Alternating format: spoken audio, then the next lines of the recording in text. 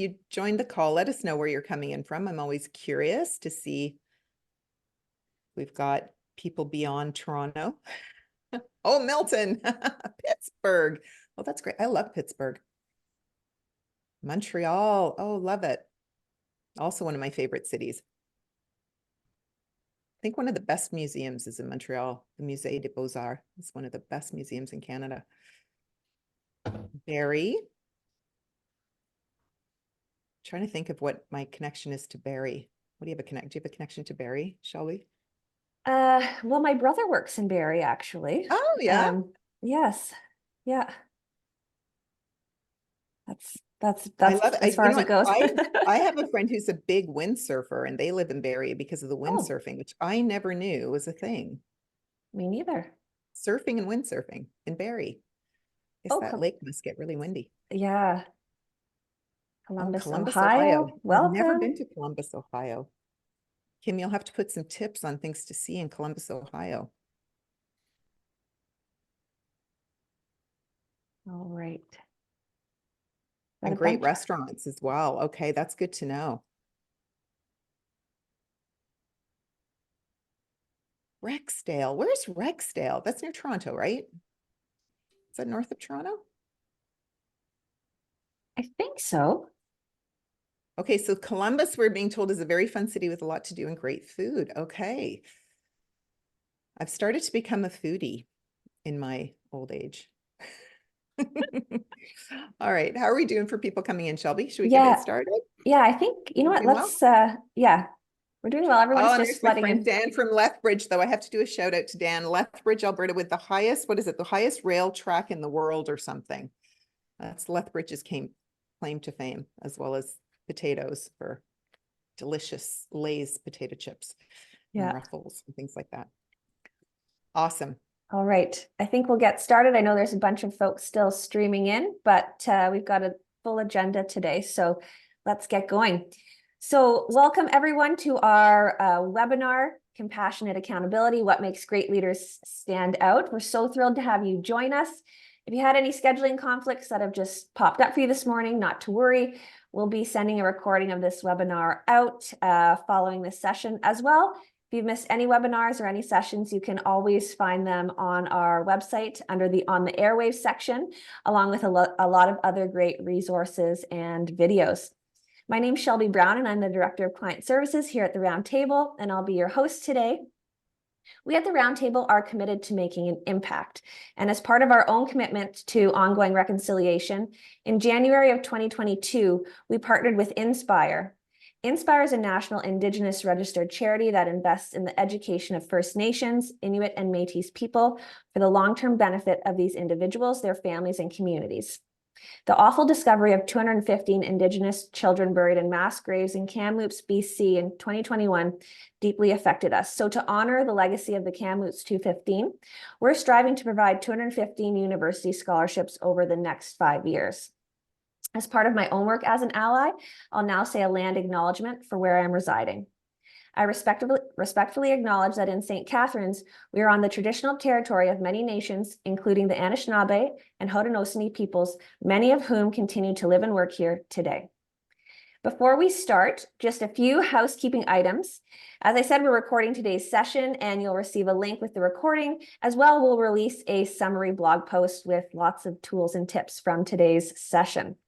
And as always, if you've been on our sessions before, we want to hear from you. We have the chat open. I'll be monitoring that throughout the session, so don't be shy to add your thoughts in there.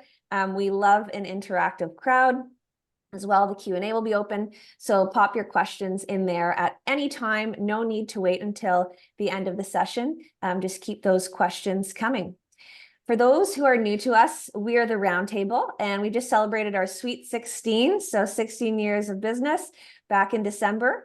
And we're a company that helps leaders navigate change, disruption, and growth by building mindsets and behaviors that matter most.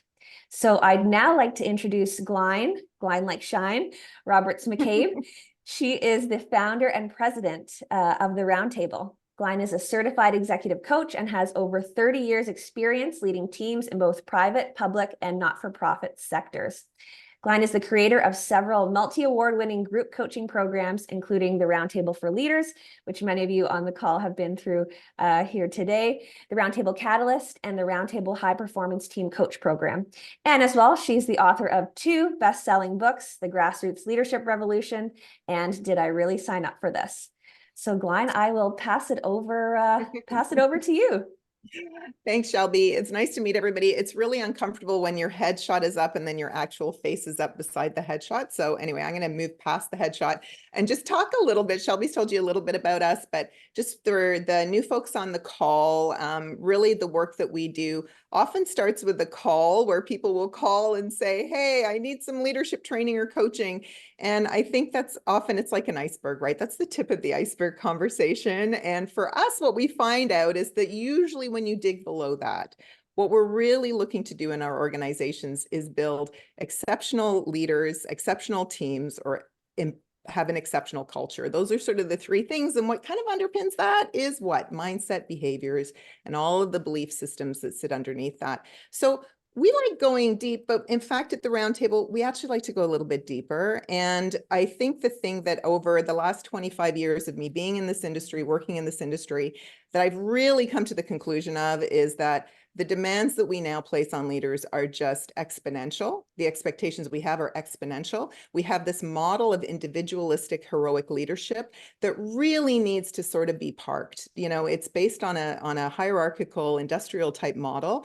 And that's not the age we're in. And so we haven't really caught up. So the work that we do with organizations is to really help them unleash collective impact.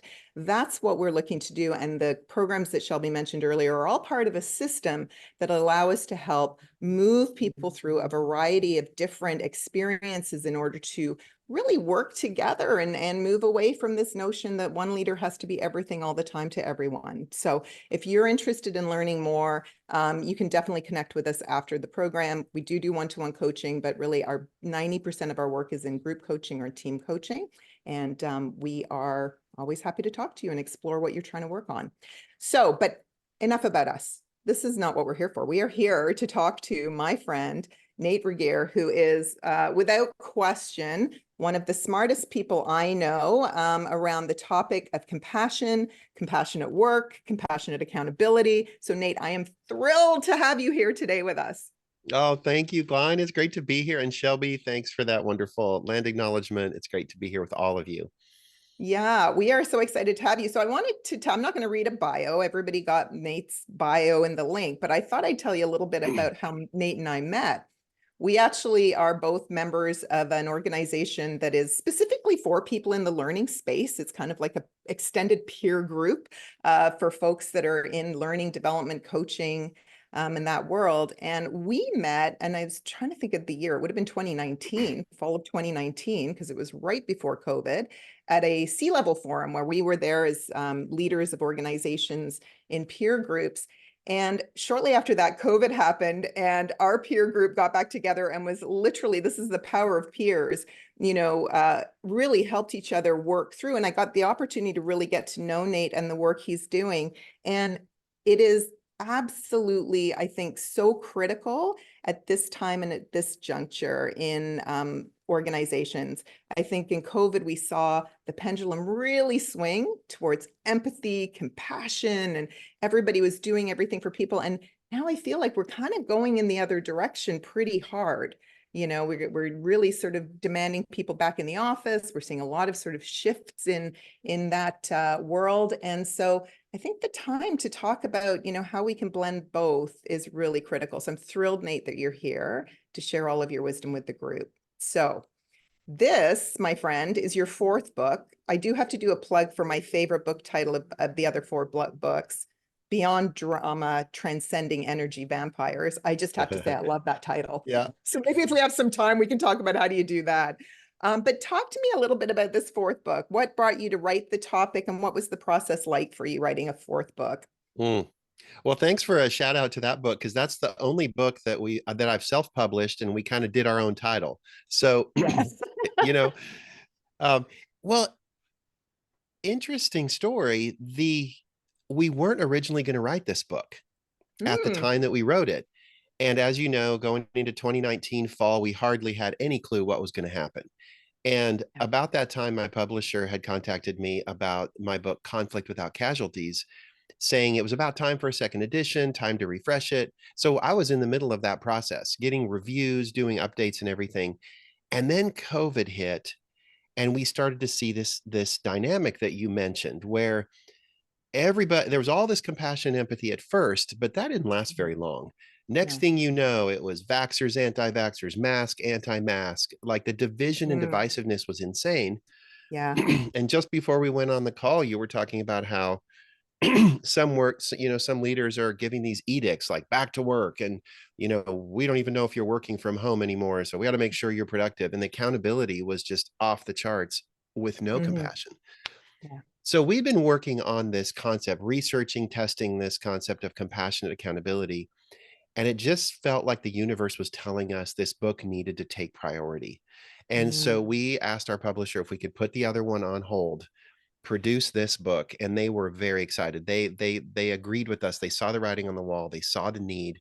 So our team came together and we wrote this in record time, like 4 months, start to finish. And mm, I think that was because of our collective passion and commitment that this message mhm. needs to be out there. The time is now. Hmm. I completely agree. And I think often, when I hear leaders talking about, the struggles in the workplace, the word accountability comes up a lot, right? So we need people to be more accountable. We need people to be more accountable. And I guess, this idea of compassionate accountability for a lot of people feels like it's in conflict. I think there's a belief that these two things cannot coexist. So can you kind of debunk that belief system for us a little bit?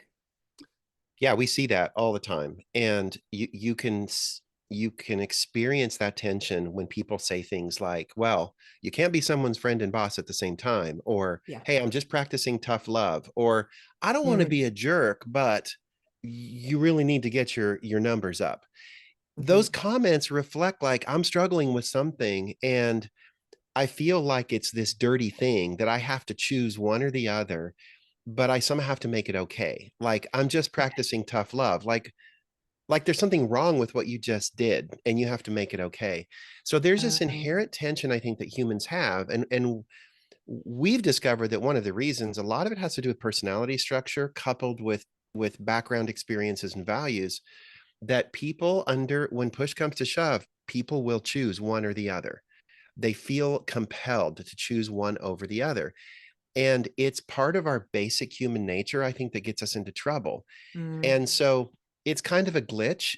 And when people see these two words together, their first response is, what? And then their next response is, what if? mm, mm. Yeah, I love that because I think the word accountability to me, I feel like people are very comfortable with that word because I think in business, results, drive results. It's we talk about the hard skills and then the soft skills, right? And compassion feels like it falls into that other side of the equation that we're less comfortable with, and yet is often the part that I find a lot of leaders really struggle to figure out how to find the balance within it. So why do you think words like compassion get kind of a ooh factor in organizations? What is it that we're afraid of? Yeah. There's a lot going on. And the one of the first things that I talk about in my book is what we call the 5 eras of compassion in the workplace. And we go Mm, back 25 years and start looking at what was our relationship with and practice of compassion in the workplace 25 years ago, and how has it evolved? And there's 5 eras that I identify. And so, yes, there's been a real changing relationship with it. And I won't go into lots of detail, but back when it first started, it was more kind of this private practice of mindfulness meditation. Remember John Kabat-Zinn? Then it started getting into, well, these things could have health benefits. And then companies started being interested if there could be health benefits, but it really wasn't a mainstream practice. And so we see that evolve. But even today, we've been teaching compassion to leaders for 15 years, and we've identified 5 major barriers, mm, and there's a chapter dedicated to each barrier. And it can be something as simple as, well, compassion is the same as empathy, and empathy's soft, and I don't have time for a soft heart, or people are going to walk all over me. And those are mm, legitimate concerns that if you really put yourself in the leader's shoes. But yeah, there's all these different misunderstandings, maybe dysfunctional relationships we have with compassion. And a lot of it has to do with we don't really understand what compassion is and what it looks like in practice. So I'd love to kind of unpack that comment a little bit more, compassion versus empathy, because I Mhm. think people use them very Yeah. interchangeably. Yeah. Well, it's true, they do. And one of the reasons I think is that the going definition of compassion, if you look at the Stanford altruism and research, you look at some of the big names, the going definition is empathy in action. That's what compassion is. So the Mm, basic storyline is my heart is stirred by your suffering, and then I want to go alleviate the suffering, so I take action to go help. And that's where empathy is not sufficient. It's you have to take action on it. right. And so the word empathy is still tied to it, though, which presents a couple problems. One of them is it's as if empathy is your only on-ramp to compassion. It's your only entry point. And if you don't have a lot of empathy, or maybe I don't have a lot of Mhm. mirror neurons, I'll tell you, I'm not a very empathetic person by nature. So I sometimes wonder, is compassion for me, or am I doomed? And so we debunk that myth in one of the chapters, that there are many other on-ramps to compassion and many other reasons and motivators why we would act compassionately. But the other problem is, if we think of compassion as the goal is to alleviate suffering, then we get ourselves into all kinds of troubles in leadership. I grew up the son of missionary parents, and my dad from day one was, I'm not going to fix anybody's problems. I'm not going to take away the pain. I'm going to join, to co-develop, to create sustainable relationships where I don't create dependence. Now, I think in real leadership situations where maybe we're not fighting the injustice of apartheid every day, or famine and pestilence, maybe the way in which we alleviate suffering actually takes away self-determination, in dignity, and creates dependence. And so I want to be very careful about how we talk about the purpose of compassion. I love that. So can you paint us a picture? So show us an example of where a leader is taking empathy, a situation where the leader's Yeah, being empathetic, but not compassionate. And what would be what right. would it look like differently? Would love to kind of get a mental picture of that. Here's a great one. So my employee is not keeping up, and they, maybe one of their jobs is to say they're in accounting and they run the numbers so that I can present those numbers to the board, and I'm accountable for the performance of the organization, but I'm not responsible for running the numbers. And Right. he's falling behind. And I'm anxious because I have a board meeting next in 2 days and the numbers aren't there. But I also know that he's struggling with some other things. And so I think, well, I'll just run the numbers this time because my heart goes out to him. I don't want to ask one more thing. I know how burdened he is. I'll just do it. And then I'll go present the numbers to the board. So what I've done there is I have taken responsibility for someone else's job, because I can't handle the boundaries necessary to be compassionate, which would be to really go talk to this person and say, I'm feeling really anxious because I need these numbers for the meeting tomorrow, and it's your job. How can I support you in getting these done? I don't have the Mm. time and energy to do your job for you, but we need to still have it done. How do we Mhm. work through this so that I can meet my obligations to the board? I love that. That's such a great example. And I think that's such a common one. I mean, you can take out the word numbers and you can insert the word marketing plan or, Yep. sales forecast or you name it, right? This is something that I think a lot of leaders struggle with. And I think I think the other thing that trips people up from what I've observed, and so I'm curious to kind of get your take on it, is when you have people who are so we work with high potentials and high performers and people who are type A personalities that, you know, don't like losing. And I think part of the motivation when somebody else is falling down is that they're going to lose. And so it kicks into Right. gear where they're wanting to take it on because they don't want to, personally don't want to look like they've Yeah. dropped the ball and are Yeah. taking that on. So this notion of like the difference between accountability and responsibility, what are you responsible for Yeah. versus what you're accountable for? Help us break apart Yeah. that language, because I think again these are Yeah. two things that get used interchangeably, or people don't understand what accountability means versus responsibility. Great question. And it's one of the reasons why people chafe, that they kind of bristle when you bring up the phrase holding someone accountable. Nobody likes Mhm. to be on either end of that. And it's a very confusing, difficult thing. So accountability is all the things for which I have to account. Right. It may not be things that I'm responsible for ultimately. So if I'm the chief financial officer, I am accountable for the financial performance of the organization, which means I have to account for it. And I answer to my executive team, my board about that. But I'm not individually conducting the behaviors that produce the numbers. I'm not actually running the numbers. There are many people within the organization that are responsible individually for different parts of the things for which I account. Now, if I'm accountable for the numbers, what am I responsible for? Well, I'm responsible for leading my people. I'm responsible for communicating with them. I'm responsible for ensuring that they fulfill their responsibilities. And I'm responsible for not taking that on. So Mm. if I take too much responsibility for their job, I'm already abdicating. I'm not being accountable. And so I Mhm. think it's really important that accountability is way bigger than the things I'm responsible for. And so we have to be crystal clear about those distinctions. And if we don't, it's when we start crossing boundaries and start getting into a lot of drama. And Right. it can really hurt morale and productivity. Mm. Yeah, I love that. So I kind of, as I'm listening to you, I'm picturing some of my clients in mind, not going to lie here. So I want to circle back on something that you said earlier about the on-ramps to compassion, Mm, because I feel like, in the work that we do, often what we see with leaders, when we sort of do these motivational behavioral assessments, and we can kind of see patterns within mhm, leaders that mhm. say, hey, as a leader, there's tendencies, and some of us tend to lean more, and I'll use compassion accountability Yeah. as two separate things. I know that's not how you think of them, but like just to paint the picture, some of us lean more towards being compassionate and, Yeah. being that relational side, and others of us are Mhm, really leaning more on this directive, production, mhm. driving results side. And what I notice about the people that lean more on the production side, usually it is that empathy piece that is missing for them, and they are quite comfortable accepting that because they're driving results. And in most organizations, we ultimately get rewarded for the result.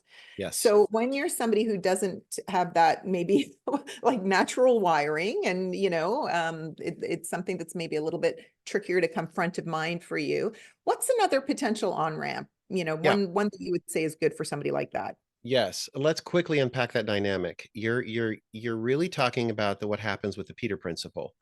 And for Mm, those that don't know what the Peter principle is, it's a dynamic that says we will promote people to their level of incompetence.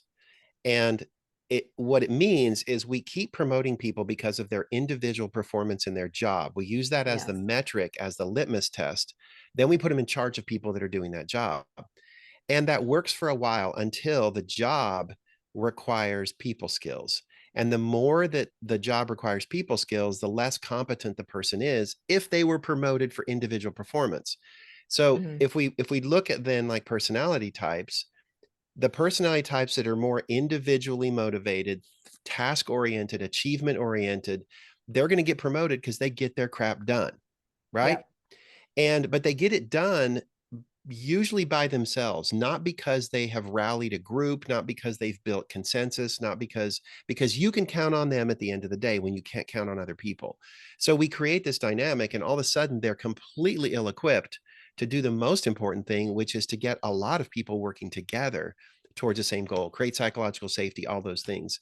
And so it's an unfair dynamic for the leader because we promote them and then all of a sudden they're completely in over their heads and we say, well, you don't have the people skills. um, Mm. Yeah, and I think too, like I think what happens as well is in organizations where the rewards and the performance systems are all circled around the results. I don't know. I think sometimes organizations we're not really as comfortable putting our money where our mouth is around, changing that sort of outcome, are we? no. Um, yeah, interesting. So on ramp, I'm because I don't Yes, know that on you ramps, did you answer asked my me about question. the On on ramp. ramps. Like, What's I'm still another going to one? get that question. What's an Yes. on ramp? And so I'm Okay. one of those leaders. Yeah. What can I do to kind of make some more balance then? So I want to give a shout out to this book, Where My Finger Is, Seeing People Through. This book Yeah, is all about personality diversity and inclusion in the yeah. workplace. And this really gets into those individual differences and how we're motivated. So 30% of the population is motivated by empathy and that feeling of connection to other people. So compassion comes naturally for them. Their heart goes Mhm, out to people, they feel what you feel, and they want to go help. That's only 30%. But with the higher up you go in leadership, the more we see two particular personality types that are very in task driven, purpose driven. And so let's think about purpose and values as a reason to do compassion. My heart might not go out for you, but I know it's the right thing. And we're mm, pursuing an ideal, we're pursuing a mission. I think about your mission that you shared about helping Indigenous peoples in Canada. That could mhm, be because your heart feels for them, or it could be because you've connected to a value, a belief system, and this is the right thing to do. And so we're going to dedicate resources and energy. That's not a hard thing. And it's mm, still motivating you to generate resources, to put them to work. Or what mm, about something as simple as I see you struggling with inefficiencies because you're ill-equipped for your job. And so my head says, I got systems. I can figure this out. I'd like to help teach you some ways to be more efficient in shortcuts on your keyboard so you can get more done and you're not so stressed at the end of the day. That's not because of mm. empathy at all. Right, And so right. that's because of I care about efficiency. And so I want to help you be more efficient. So Yes. you think of it, it's kind of actually very self-focused. Yeah. But there's all these on-ramps and all of them are legitimate. All of them motivate us and all of them produce really great results. I love that. And I think to me, you're just reinforcing, the work that we do. I think about to me, leadership is it's an inside out job. This is the Yep. critical importance of understanding your own opportunities, levers, challengers, Yeah. triggers, all of those things so that I need this hack. Because I think you Yeah. used the word earlier, maybe, or maybe in the Yeah. pre-call. And I use that word with clients all the time where I say, we're going to have to hack the system because you don't have the motivational energy to do this. So how do Yeah. we come at this Yep. sideways in a different way? I love that.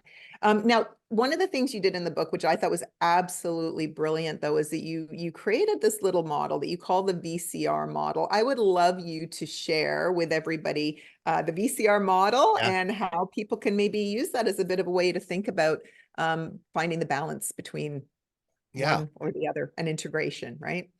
Well, the VCR model, which it's become affectionately known by us boomers that used VCRs, we relate to this. I Is do remember the VCR. oh I'm yeah, not a boomer, but I do oh remember yeah. the VCR. So we were trying to identify, we operationalized compassion with a bigger definition as compassion is the practice of demonstrating that people are valuable, capable, and responsible in every interaction. VCR, valuable, capable, responsible. And that really blows up other definitions because most every other definition defines people as valuable. We're Mhm. all valuable, we're all worthwhile, we're all worthy Yeah. of love. Give yourself self-compassion, give yourself a break. Well, humans are also capable. We Yeah. come together because we have gifts and skills and perspectives and talents. We come together to get stuff done for the greater good. So we can't Mm, just be valuable. We're yeah. also capable of producing. Well, when communities come together, when people come together, now instantly our behavior matters. So we are responsible for our behaviors within a community. This is where Mm, issues of accountability and responsibility come up. And so we thought, we asked ourselves, what's the difference between leaders that, when given opportunities to learn and grow, they thrive, they fly, and then ones that just stay stuck on the ground? It's not intelligence, it's not motivation, it's not even desire and drive. They're all highly driven, highly intelligent people. mm, It's their view of themselves and other people as whether they see themselves as valuable, capable, and responsible. And if mm, those three switches are not turned on, it doesn't matter what happens. They ain't going to fly. And so you talked about mindset, belief systems deep under. So we created a visual model of switches. And I actually mhm. have the original one right here to show you. It's Exhibit A. Look Ah, at this. it is literally Yeah, switches. these are literally switches. When we came up with this model, I ran to the hardware store and built it. And the metaphor or the visual is energy, the energy of diversity, of conflict, of the grist, the sand in the oyster shell that can either destroy the oyster or it can create something amazing, is electricity. And whether that electricity can power the most incredible initiatives on our planet or not is whether the switches are turned on. And there's three that have to be turned on in order for this to work. So we dedicate a chapter to each switch. How do you turn on the switch of value? What does it really mean to treat yourself and other people as valuable, as capable, and as responsible? Each one is critical, each one is necessary, but not sufficient by itself. And so that's the VCR model. And it fulfills a true working behavioral definition of full compassion in the workplace. Yeah, I love it. And it's so simple. And I think the visual, because I was thinking about it, where are my switches on here? And, this is a good time, folks. If you've got questions, start throwing them in the chat, because I would love to get to your question. Terry, I see your comment in there. I'm going to circle back on that one. Yeah. But Nate, talk to me a little bit about the switches. So tell me, valuable, capable, responsible. What's okay, a well, switch I'm gonna hold that this you up. Yeah, hold it up. Okay. What's one that you personally find challenging to switch? There we go. For me, one of the hardest ones for me is the switch of capability. Notice Okay. that when the switch is turned on, we Yeah. view capability as possible. In other words, Yes. everyone is capable. Yeah. And that means we invest in them. When it's Yeah. turned off, we view capability as limited. And so I tend to be a pretty self-starter, take a lot of initiative. I do my own stuff. I take care of my business. I expect everyone to do the same.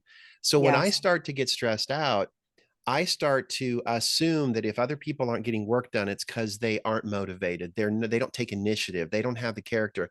So I start to believe they're less capable. And Right. if that happens, that changes my behavior towards them.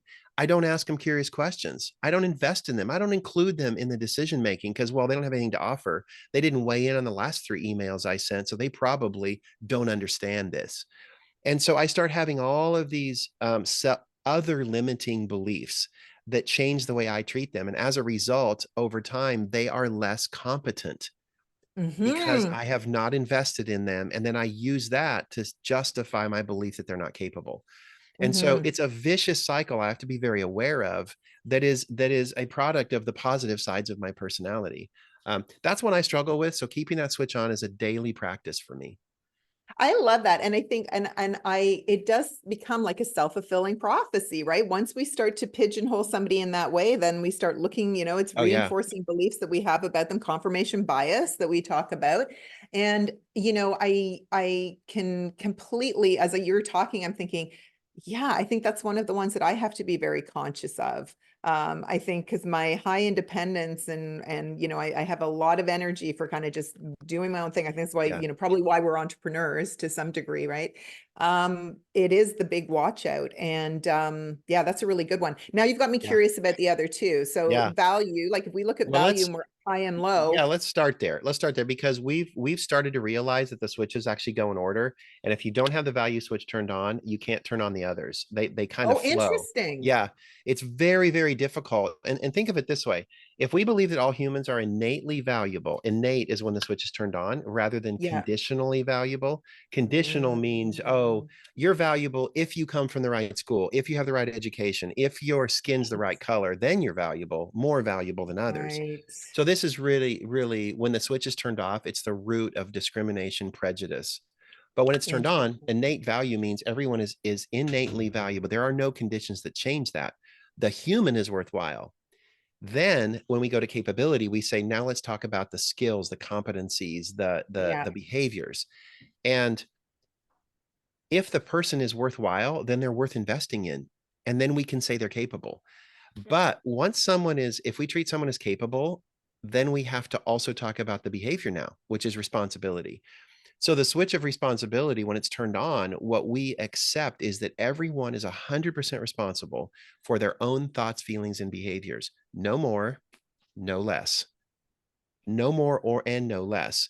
And when the switch is turned off, we try to isolate responsibility, either on ourselves, oh, that was probably me, or on others. See what you made me do? And you can tell by what people say about whether they're trying to isolate responsibility somewhere and now not taking 100% responsibility for their own stuff. And one of the greatest things we see teams do when all of their switches are turned on is they say, no matter what happened before, we are each 100% responsible for what we do next. That's so good. And I think about, in our work, we talk a lot about this idea of when you're in a position of blame over awareness as a leader. So you're very quick to say, my team needs to do this, my team needs to do that, but vice versa. My boss is like this, my boss isn't doing that, And the switch that we flip with people, say you've got to get to awareness over blame. And my favorite coaching question of all time is always, what part of this do you own? Yeah. Right? What is your responsibility here? And I think, and I think particularly, and I think about, I'd love your sort of views on this, but I think because we've had such a kind of a hierarchical militaristic model within organizations, which is based on a hierarchy of power and decision-making and all of those things, I think people, when it comes to responsibility when, maybe you're not getting what you need from your manager, it's very easy to say, my manager this, my manager that. I think the idea of, the switch idea for me, what you're making me think of is, how are you owning your responsibility? And, we always say, control your controllables. What is it what is it that you need to be asking for, saying, doing, boundaries, whatever it might be. But there's something really systemic, right? I think in terms of the way we're trained to go into workplaces and think about hierarchy and work and who's responsible for what. There is. And we talk a lot about cultural norms, unwritten rules of engagement. And one of the ones I really like to talk about is, what are the narratives, the stories that are told and perpetuated. Maybe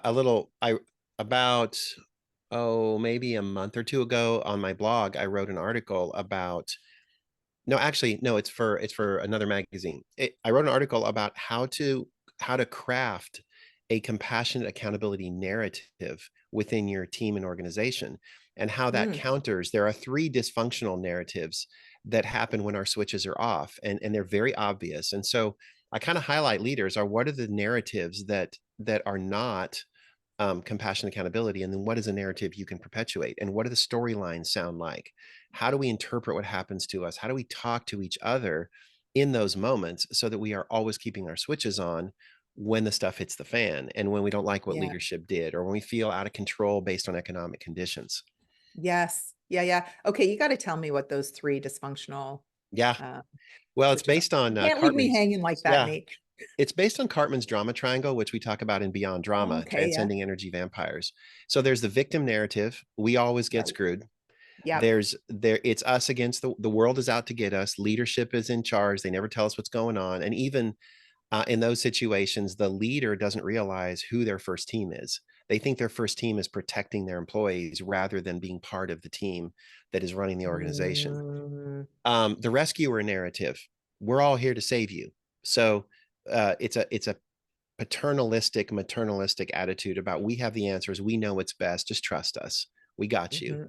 And then there's the persecutor narrative, which is when anything goes wrong, it's us against them. It's a fight, and everything becomes adversarial. And so those narratives are very aligned with certain personality structures and personality dynamics. So they take root and they play off each other, and they're incredibly resistant to change. But a compassionate accountability narrative says, we're going to reject the myths, we're going to reject the lies that go with those storylines, and we're going to create our own storyline for compassionate accountability. I love that, because it's really like creating, what is the new narrative that we want to embrace, and how do we put our attention on that to drive towards that versus being sucked down in these other directions. So Terry put a comment in, it's not a question, but a comment, but I thought it was an interesting one. I'm not sure if I fully am interpreting it properly, but Terry, you said, I feel like leaders are now being asked to lower typical standards for working, be on time to your job, don't punch out early, etc. I'm sort of reading that a little bit. So here's my take on it. Nate, I'd be curious in your take. I think one of the things I've seen happen is we've got a big language around human-centered leadership that's happening in the world of work these days, probably thanks to Josh Bersin. I think he's really been pushing that phrase. And I think it's interesting, because what I feel like is that it's almost like in a housing market where you have the buyer's market and the seller's market. right now it feels like a buyer's market with talent. They have a lot of Mm. choices. They feel like they have a lot of other options. You know, depending on where you're working, I think a lot of the clients that we're working with are finding it very hard. Lots of open roles sitting there. And so a lot of people are not kind of, you know, I don't want to say it's entitlement that's creeping in, but some of it is almost like, I'm not willing to work 80 hours a week and I'm not going to do all these things that you've Yeah. asked me to do. So I'm certainly seeing that undercurrent, Terry. I'm not sure if that's what you're getting at a bit. But Nate, what's your interpretation of Terry's comment? Well, Terry, thank you. And I'm glad you mentioned leading a mental health clinic. We just finished a pretty extensive executive leadership program with a community mental health center here in our area. And the real dynamic is twofold. On the one hand, do we lower standards because we can't get people and we can't keep them? So we think that that's going to be the thing that's going to give us the competitive advantage. Or we can't afford to have boundaries with them because they're just going to leave and we can't afford that. So we just compromise our standards. Or is it that newer generation employees are saying, look, I'm not willing to be burned out and stressed out. I'm just not going to do this. I'll work 40 or 50 hours. I'm not going to work 60. I'm not going to answer my emails on the weekends. And if that's not good enough for you, I'll go work somewhere else. I think that's a very different mentality. That's about wellness, boundaries, people saying, look, I'm just not willing to do it.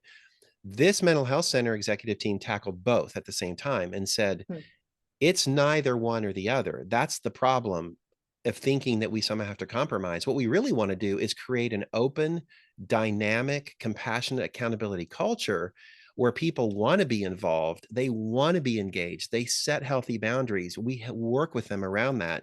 And we find ways to get great work done in 40 or 50 hours a week. And we're honoring both ends of that. The CEO learned all kinds of things about her own leadership style that was getting in the way. She was choosing compassion over accountability. And the leadership team learned all kinds of things about their reticence to have healthy conflict that was actually pushing people away. They thought having conflict would push people away, but actually what people were wanting was real conversations. And so they kind of are starting to put them both together. And when you put those words back together, amazing things happen and people want to be part of that. I love it. And Terry says, you nailed it. So there we go. That's exactly what was going on there. Yeah. So folks, any questions that you have for Nate, throw them in the chat or else I'm going to keep going, but would love to get, you know, something's on your mind about this, something that you're wrestling with as you think about your own practice and maybe even where you lean. Like if you're brave enough, do you think you lean more on the compassion side? Do you lean more on the accountability? We could do like a little informal We poll. all I know where choose. I feel like I personally feel like I lean towards accountability under stress and then compassion, which causes my stress. So I feel like I ping pong back and forth between the two. What do you call that, Nate? Well, it depends. That's another very personality driven thing. When we're healthy, not stressed out, we might lean one way, but when push comes to shove and we go into distress, it's very predictable. Or it depends who we're around, because different dynamics trigger different things and create, this drama triangle. I tend towards rescuer, but I'm triggered by victim because I'm like, why don't you just step it up? And if you weren't, you can take ownership over this. You don't have to act like that. So now we're both triggered. Yes. So yeah, it's all that. Oh my gosh, I can completely relate to that that sort of experience. Yeah. So if there's a topic that we get asked over and over again, it's about how to deal with conflict in the workplace. And you have a very interesting point of view on conflict. So I'd love you to kind of share your take on conflict. Yes. I believe that diversity is part of the grand design of the universe. It's a wonderful, beautiful, amazing thing. And not just diversity among humans. I'm talking diversity in nature in general. Without it, we wouldn't be here. We wouldn't evolve. We wouldn't adapt. So if you believe that diversity is good and purposeful, then you must also believe that conflict is good and purposeful, because diversity is the root of all conflict. Yes. Let's be honest. Without diversity, there would be no conflict. So conflict is incredible energy. We feel it in our gut. We feel it in our heads. We feel it in our shoulders. So the energy of conflict can be used in two ways. It can become drama, which I write about in my first two books. And that's part of, I think, our human nature, our human glitch, the desire to be justified, all of that. We screw up as humans. However, the energy of conflict can also be used to create. And I believe that the purpose of conflict is to create, because humans create. It's what we do. Diversity produces new creation every single day. So the purpose of conflict is to create. The real question is how. And I really believe that compassion is the mechanism for creating with conflict. So you can't do compassion without doing conflict. And if you do conflict with compassion, now you become a creator. And that's what we spent our whole careers at Next Element figuring out, is what is the SOP for generative conflict. And compassion gives us all the tools if we really think big about our version of compassion. So if we walk into conflict, keeping our 3 switches on with the right processes and tools, what we do is we create something amazing on the other side. And that's what we see over and over and over when our clients are using these processes to change their relationship with conflict and start using that energy to create instead of destroy in drama. Yeah, so it really starts with like a point of a mindset around how you think of conflict. And you know, your background in psychology, I think, adds so many layers to this conversation. I feel like I think about you know, my team, and I'm actually conflict, grew up in it, pretty comfortable with it. Mostly around business, though. I will say I'm not great when it comes to having to deal with interpersonal challenging things. I will tend to find myself worrying a lot about the relationship, maybe not getting on things as early as I should because I'm trying to make it all work. That's one of my patterns that I notice. And I wonder about, and then, but I have a team that actually likes harmony, really prefers harmony.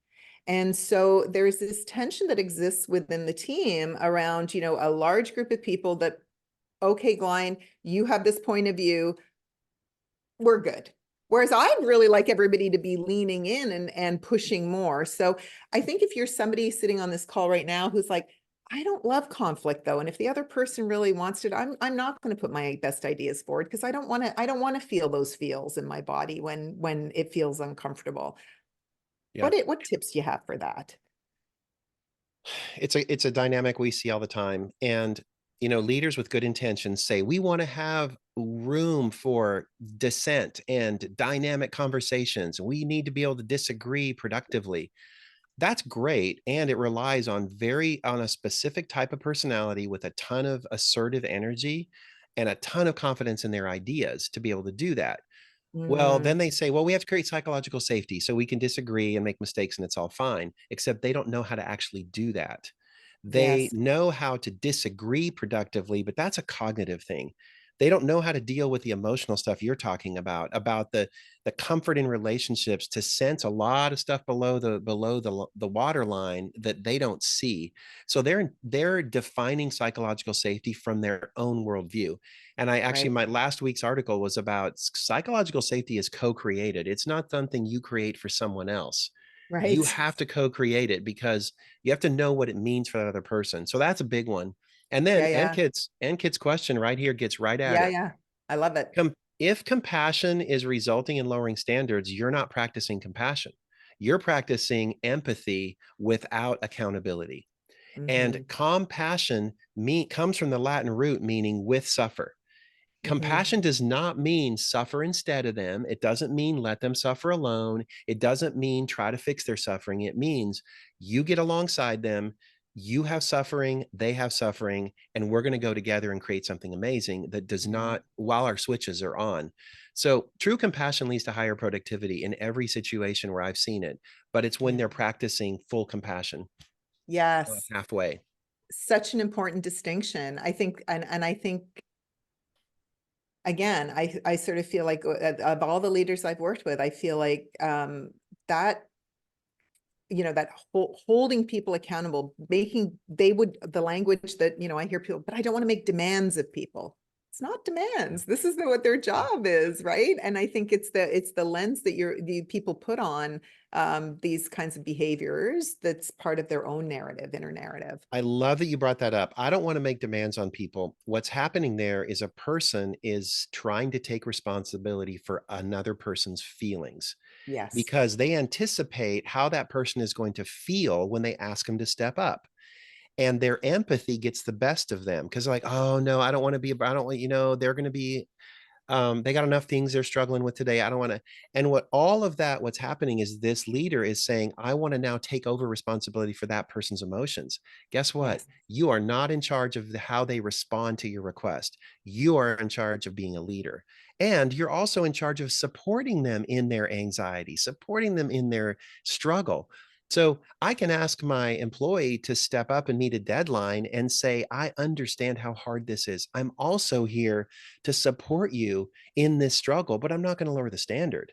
So I can Mm, simultaneously be here for you while and struggle with you through this, but not lower the standard to take away your struggle. That's empathy gone wrong. yes. Yeah. Oh, I love it. Love it. Okay, we've got questions coming in now. So I'm going to go to the one that's in the Q&A. What are tips to move towards more responsibility when we have no hierarchical relationships with other project contributors? I'm accountable for the work, but I'm not the manager of contributors. What would you Yes. say to that? So our framework for compassionate conflict knows no boundaries. It knows no hierarchy. Because Mm, when you treat someone as valuable, capable, and responsible, that completely transcends any power structures. So it may be difficult to do, but when we teach people to use this, they can lead up, or they can do conflict up, they can do conflict sideways, they can do conflict down. And in every situation, there's no disrespect of the human being. There's always honoring the structures, and there's always respecting the fact that we are here to produce. And so there's no shirking responsibility. And so one of the ways that people start to get hope is when they practice a template in a very simple situation, like to go talk to their leader about wanting clarity around boundaries instead of finding out after the fact what I did wrong and how mhm. time consuming that is. When they talk about that differently with their boss, the boss might be uncomfortable to hear it because they're being held accountable, Right. but the boss is also highly grateful because they're being given a roadmap for higher productivity and higher performance, and forgetting what they really want is for the things they're accountable for to be improving. And so Mhm. it really is a completely breakthrough, different way of having conversations that transcends hierarchy. Now, it doesn't make it easy because power structures are in there, and we know what goes on there. So we have to Mhm. respect that.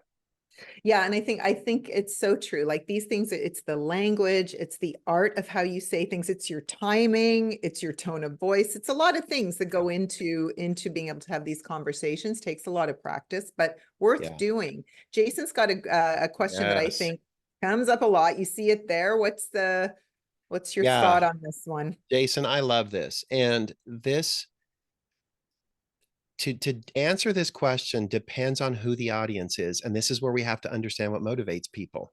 And so for a leader who is very financially oriented, very outcomes oriented, we have to be on top of the research, crystal clear the research that links compassionate leadership to KPIs. We have to know that.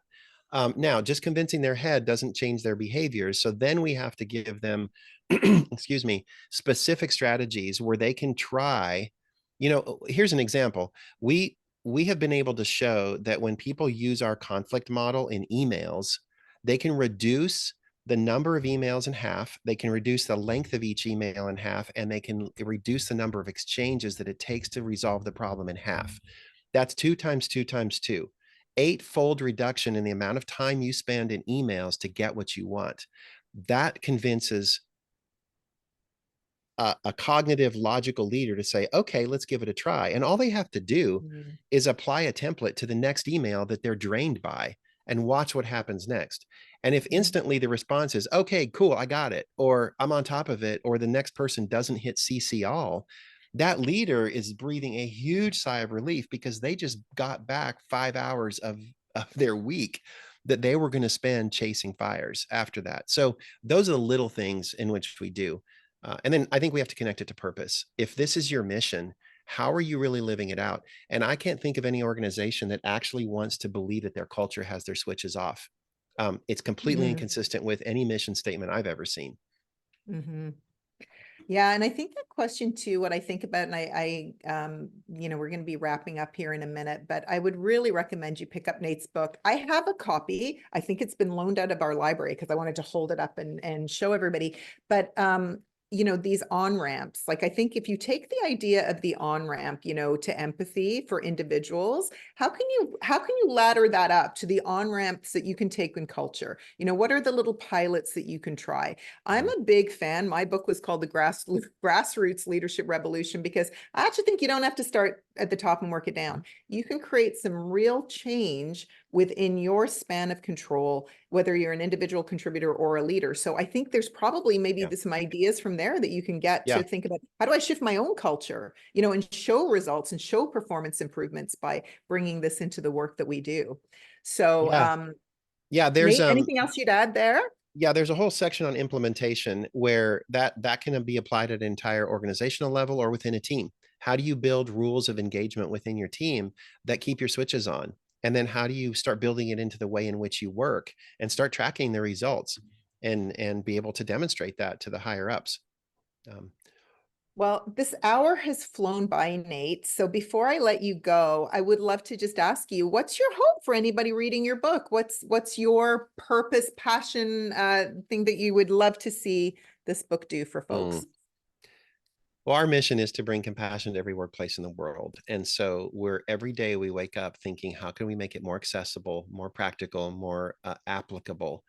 And I would go beyond that. I didn't even share personal stories, but every day when I'm engaging with my children around a stress crisis, I ask myself, what would I say next in this text if my daughter was valuable, capable, and responsible? What would I say next? And it changes things.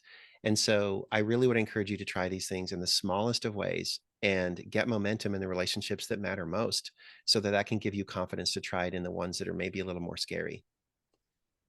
That is such fantastic advice because, as we know, how we do anything is how we do everything. So if you can practice, and I love this idea with the relationships that matter most, you get comfortable doing that with your family, with your kids, it's going to translate into the work relationships. It just will. I know that from our coaching practice. So Nate, thank you so much. Shelby has been dropping in all the links to your materials so people can go and check you out. Here they are here as well. But grab the links. We'll be sending in our follow-up all the links so that you can get Nate's books and all of the things that articles. He's a prolific writer.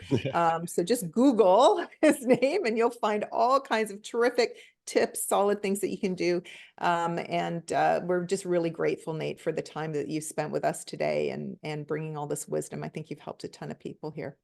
Thank you so much. And the questions were wonderful. And questions like yours are the ones that result in my blog posts and my articles. Yeah. So if there's anything that you wonder about, how could compassion and accountability help me here? Make a comment on my blog, email me, and I will write an article about it. You can have your name up in lights or There we go. anonymously up in lights. There you go.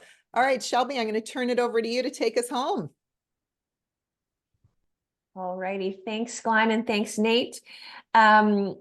For those of you who are interested in diving in a little bit more about what we do, we've got our Roundtable for Leaders program, which I mentioned earlier is award-winning. We're enrolling for our next cohort, which will launch in the fall. We've got 6 seats left for that, and that's a senior manager director level program. So if you yourself are interested or know a great leader who would be, please feel free to send them my way, and we'll get them set up with everything. And then up next for our Ask the Expert session, we have Michael Bungay-Stanier. I'll drop the registration link in for that here. Some of you might have been on the original session for that, where Michael joined us for the last 5 minutes. He will be here for the full time on May 9th. So we hope you can join us for a rescheduled session. And then in June, we have Dr. Beverly Kay, who'll be joining us as well. And Glein's book, which she mentioned, the Grassroots Leadership Revolution. If you haven't, grab a copy. And if you're interested in starting your own peer group, there's actually a quick start guide in the book that's available for you to get that going. And we're also available to help you set that up. So don't be shy to reach out, and we can get you all those resources that you need. And finally, please stay in touch with us. For those of you who have been through our programs, we say it's like Hotel California. You can check in, but you can never really check out. So here's all the ways to stay in touch with us. And we hope to see you on our next Ask the Expert sessions coming up next month and the month following. So thanks, everybody. Thanks, everyone. And it was great to see you. Thanks for the engagement. I always feel like our folks always have the great questions. You kept Nate on his toes. So thanks, everybody, for being here with us today. And watch for the follow-up next week. We'll send out some of our top thoughts. Thanks, everyone. It was great to have folks from all over. That's wonderful.